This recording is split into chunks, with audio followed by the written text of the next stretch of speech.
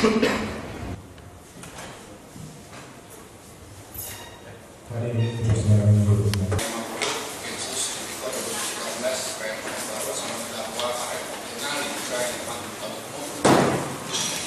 Dapat di bawah supervisi.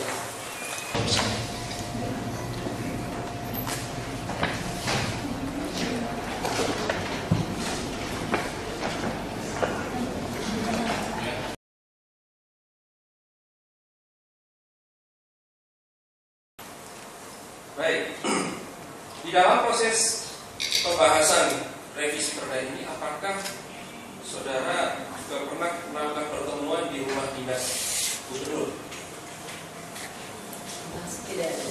Apakah saudara pernah melakukan pertemuan dengan ketua DPRD, ketua fraksi-fraksi yang di situ kemudian dibahas tentang revisi antara lain ya, membahas tentang revisi perda 6 ataupun perda 5 dengan ketua fraksi-fraksi, ketua DPRD dan gubernur pada saat itu? Untuk pembahasan khusus perda tidak ada, cuma pada pertemuan di kediaman gubernur pada itu memang ada undang sekarang ini bersama-sama. Jadi pada itu diundang dari DPR, ketua fraksi, komisi untuk bisa mendengar sama-sama dengan gubernur dan selama dengan dengan pelaksanaan PON yang akan datang. Jadi di situ resmi diundang kita mendengar diskusi dari gubernur tentang progres dari skema PON yang akan dilaksanakan. Ini dalam BAP saudara menerangkan bahwa pada saat pertemuan itu ya di rumah dinas itu awal Februari 2012 pada acara rapat tahunan tersebut Rusli Zainal meminta DPRD Provinsi agar mendukung revisi Perda 5 dan 6 karena waktunya sudah sangat mendesak. Betul, itu ada permintaan dari gubernur pada saat itu semacam ini yang sudah terangkan dalam BAP. Iya, waktu itu Pak Gubernur menjelaskan progresnya pembangunan BMS itu masih sudah nampak kemajuannya, tetapi memang kita harus dukung semua pihak. Jadi DPR Semarang tadi juga diminta mohon mendukung suksesnya buat ini. Baik, apa kemudian tanggapan dari DPRD pada saat itu? Itu sangat memahami bahwa ini maruah diawasi dulu. Jadi kita yang ditindaklanjuti menginformasikan kepada anggota masing-masing di fraksi agar kita segera menindaklanjuti melalui bentuk pansus. Ini agar PNS-PNS sekedar bisa terlakukan. Jadi dijelaskan bahwa ini adalah ekspresi dari ini memang diinginkan DPR memang betul-betul mendukung program sukses ini. Baik. Ketika dilakukan pembahasan revisi perda di internet, apakah saudara Munir pernah mengatakan kepada seluruh anggota pansus revisi perda nomor 2010 untuk pembahasan ini akan disediakan dalam 1,8? Dari awal kami tidak pernah membicarakan itu. Kita selalu membicara sesuai tahapannya dengan meminta masukan-masukan sampai finalnya pembahasan itu. Memang terakhir pada saat pembahasan sudah selesai di hotel pertemuan resmi itu memang di hotel Pop dengan mengundang Biro Hukum, Biro Keuangan, Bapeda.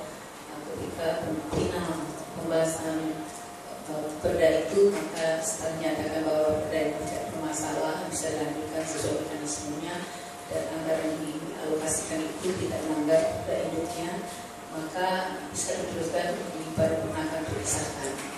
Setelah acara resmi selesai, memang sudah ada yang bubaran dari kawan-kawan.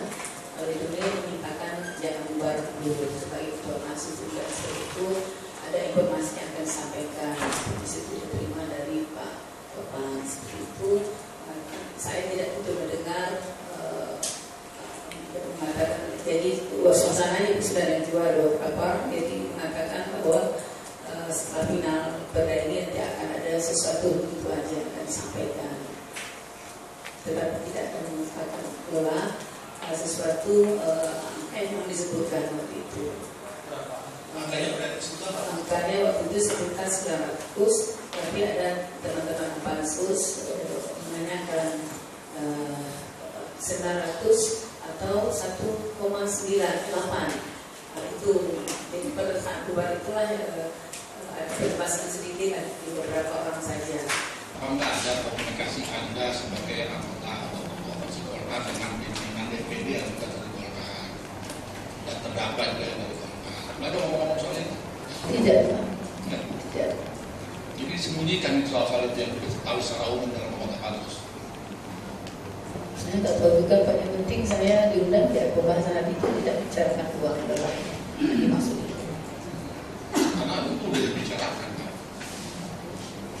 Nah, pada tidak tahu sebagai ketua fraksi bahwa uang itu sudah dibicarakan secara sudah terbuka muncullah di antara kasus yang begitu sendiri. Ya, saya memang tidak terlalu memperhatikan itu, Pak. Jadi saya tidak begitu.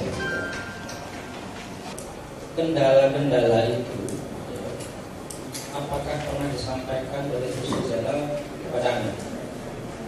Tidak. Apakah tidak pernah yang menjanjikan adalah kendala itu kan gampang nanti akan ada uang itu yang bersama Pak Abbas? Tidak ada. Tidak ada ya? Tidak ada.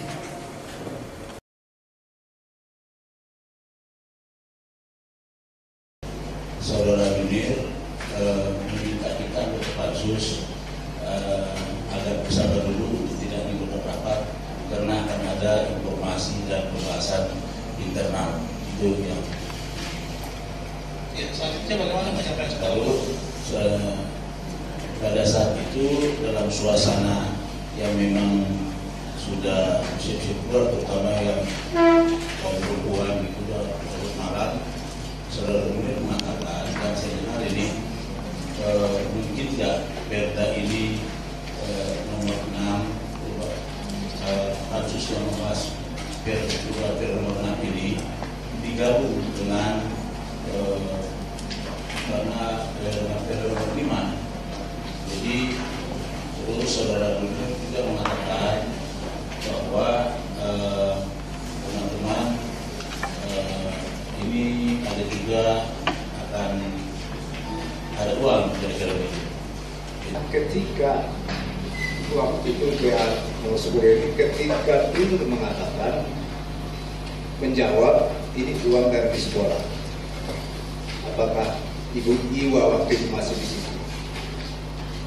Kalau seingat saya Ibu Iwa ini dua dari saya, Pak. Jadi ketika saudara Nurdin mengatakan ternyata yang membahas soal uang, Ibu Basko itu langsung memprotes bahwa saya pikir ini bahas apa, ternyata beruang, mendingan diserat aja. Saya tahu Ibu Iwa langsung berdiri juga sambil mengatakan gak usah ribut-ribut, sekarang ini bagaimana supaya pekerjaan selesai.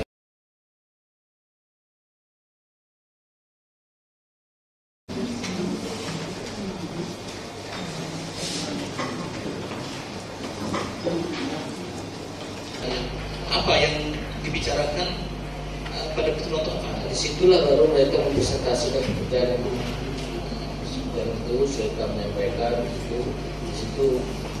Nah, di situ memang di sela-sela apa itu patokan yang mengatakan katanya ada uang 1,8 untuk sebuah karyawan. Oh, Pak Topan yang mengatakan ada dana 1,8. Ini 1,8 apa? M. Ya. Nah, itu pada pertemuan yang kedua. Kedua. Bagaimana Pak Topan mengatakan ada dana 1,8 ini?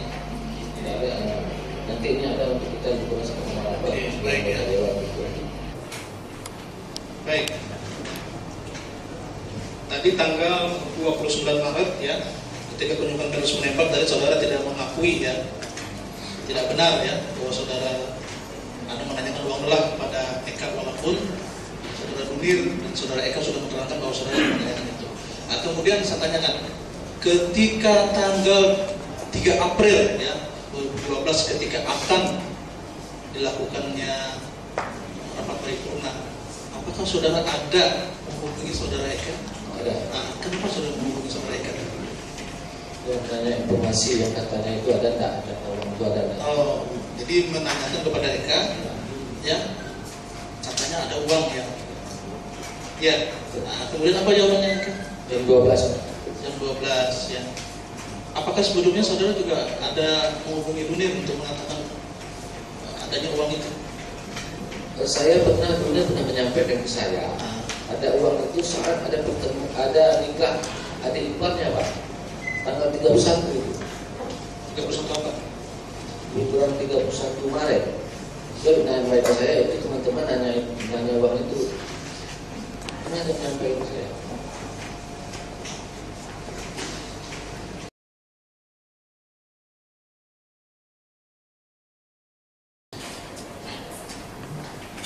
Baik, tadi saksi menyebutkan ada sesuatu yang dibicarakan oleh anggota dewan ya, yang mana itu didesak kepada saudara Munir dan saudara juga mengatakan bahwa itu ternyata uang ya. Nah, ketika saudara Munir meminta bantuan kepada saudara ya, itu uang permintaan uang ya tadi oleh anggota dewan itu berapa? Disampaikan oleh Munir berapa yang harus saudara ambil? 900 juta, lalu tersedia 450 juta, 450 jutanya lagi sebelum jam 12 siang. Sebelum jam 12 siang ya. Kemudian saudara tadi juga menerangkan bahwa kembali ke anggota dewan untuk meyakinkan ya. Saudara menghubungi Pak Rumzen ya. Di sana saudara sampaikan ditanya oleh Pak Rumzen ya. Ini juga dari saudara, siapa yang menjamin ya? Saudara sampaikan saudara yang menjamin ya. Kemudian di sini juga saudara bertemu dengan Zulfan Heri, Rumzen, Sarif Hidayat ya. Nah, dari apa ketika saudara bertemu dengan Zulfan Heri, bertemu dengan Rumzen, bertemu dengan Sarif Hidayat, apa yang komentar mereka ketika saudara menyampaikan bahwa saudara lah yang nanti yang menjamin? Dialog itu hanya terjadi antara saya dengan Pak Rumzen.